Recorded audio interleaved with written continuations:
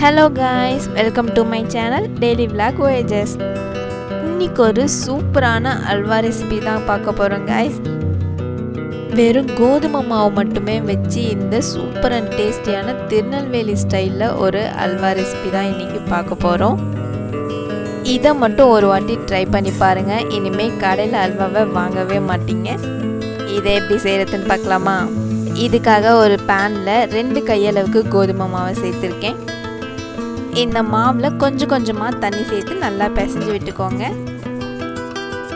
மாவு நல்லா சப்பாத்தி மாவு மாதிரி பிசைஞ்சு வச்சுருக்கேன். இதில் தண்ணி அதிகமானாலும் பிரச்சனை இல்லை, ஏன்னா இதில் நம்ம தண்ணி ஊற்றி தான் வைக்க போகிறோம். இப்போ மாவு எல்லாம் மூழ்கிற அளவுக்கு கொஞ்சம் கொஞ்சமாக தண்ணி சேர்த்து நல்லா அழுத்தி விட்டுக்கோங்க. மாவு ஃபுல்லாக மூழ்கி இருக்கணும், அது வரைக்கும் தண்ணி சேர்த்துக்கோங்க. அப்படியே ஒரு 8 hours கிட்ட விட்டுடலாம். இப்போ பார்த்தீங்கன்னா 8 hours ஆயிடுச்சு. இப்போ பாருங்கள், மாவு நல்லா ஊறி வந்திருக்கும். கையில் தொட்டாலே சாஃப்டாக இருக்கும், அந்த அளவுக்கு நல்லா ஊறி இருக்கும். இது கூடவே இப்போ இன்னும் கொஞ்சம் தண்ணி சேர்த்து கட்டிகள் இல்லாமல் நல்லா பிசைஞ்சு எடுத்துக்கோங்க. மாவு எதுவுமே கொஞ்சம் கூட கட்டி இருக்கக்கூடாது, அந்த அளவுக்கு கையிலே பிசைஞ்சு நல்லா கரைச்சி விட்டுக்கோங்க. இப்போ பாருங்கள், எல்லாத்தையும் கரைச்சாச்சு, இந்த அளவுக்கு இருக்கணும். இதை இப்போ ஃபில்டர் பண்ணிக்கோங்க. நான் ஃபஸ்ட்டு பெரிய ஸ்ட்ரைனர் வச்சு ஃபில்டர் பண்ணிக்கிறேன். இதனால் நம்மளுக்கு மாவு ஏதாவது கட்டிகள் இருந்தால் அதில் வந்துடும். அடுத்ததாக நம்ம பால்லாம் வடிகட்டுற சின்ன வடிகட்டியில் ஸ்ட்ரைன் பண்ணி எடுத்துக்கோங்க. இப்போ பாருங்கள், இதில் இருக்க மாவு மட்டும் மேலே இருக்க திப்பி எல்லாம் ஒரு பேஸ்ட் மாதிரி நம்மளுக்கு கிடச்சிருக்கும். இப்போ பாருங்கள், நம்ம கரைச்சி வச்சுருந்த எல்லா மாவுமே இந்த மாதிரி ஃபில்டர் பண்ணி எடுத்துட்டேன்.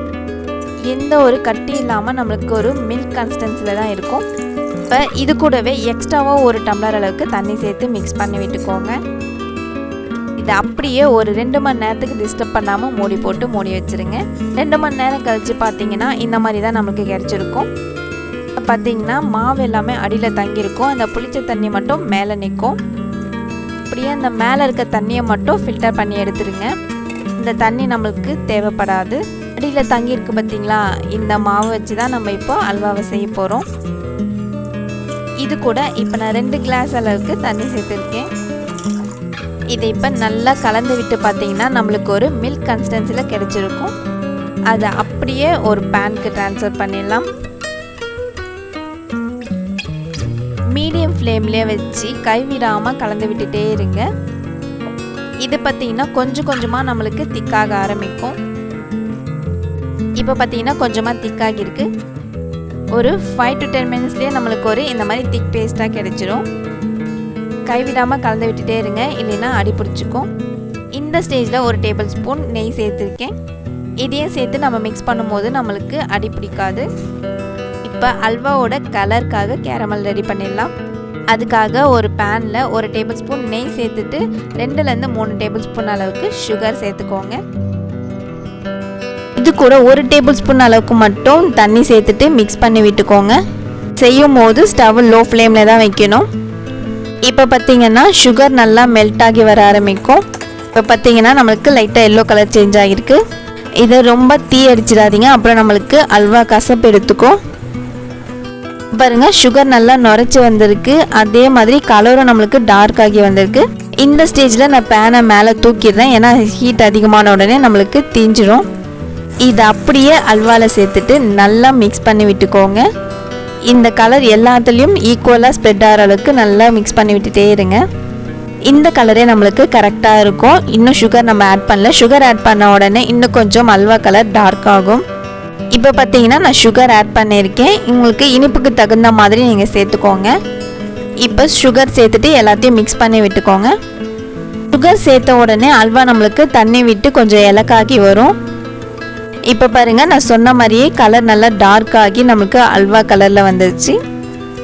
பார்க்கவே எவ்வளோ கிளாஸியான லுக்கில் இருக்குது பாருங்கள். இதை நல்லா கைவிடாமல் கலந்து விட்டுட்டே இருக்கணும். இப்போ ஒரு டேபிள் ஸ்பூன் அளவுக்கு நெய் சேர்த்து கலந்துக்கிறேன். இப்போ பார்த்தீங்கன்னா இன்னும் கொஞ்சம் நம்மளுக்கு இறுகி திக்காகி வந்திருக்கு. மறுபடியும் ஒரு டேபிள் ஸ்பூன் நெய் சேர்த்து கலந்துக்கலாம். அல்வாவோட டெக்ஸ்சர் பாருங்கள் எந்த அளவுக்கு கிளாஸியாக சூப்பராக வந்திருக்குன்னு. கொஞ்சம் கொஞ்சமாக இருக்க ஆரம்பிக்கும் போது நம்ம ஒரு டேபிள் ஸ்பூன் நெய் சேர்த்து கலந்து விட்டுட்டே இருங்க. மேக்ஸிமம் இந்த அல்வாவை ட்ரை பண்ணுறவங்க நான்ஸ்டிக் பேனில் செய்யுங்க. ஏன்னா அப்போ தான் நம்மளுக்கு செய்கிறதுக்கும் ஈஸியாக இருக்கும், அடிப்பிடிக்காமல் ஒட்டாமல் வரும். மிக்ஸ் பண்ணவும் ஈஸியாக இருக்கும், அது இல்லாமல் சீக்கிரமும் செஞ்சிடலாம். இப்போ பார்த்தீங்கனாலே தெரியும் அல்வா நம்மளுக்கு எந்த அளவுக்கு இறுகி வந்திருக்குன்னு. இந்த அளவுக்கு நல்லா இறுகி வந்த உடனே லாஸ்ட்டாக 1 டேபிள் ஸ்பூன் கீ சேர்த்து மறுபடியும் கலந்து விட்டுக்கோங்க. நம்ம மிக்ஸ் பண்ண அல்வா நல்லா திரண்டு வரும். மடித்து விட்டிங்கன்னா கூட இந்த மாதிரி மடிஞ்சு வரும்.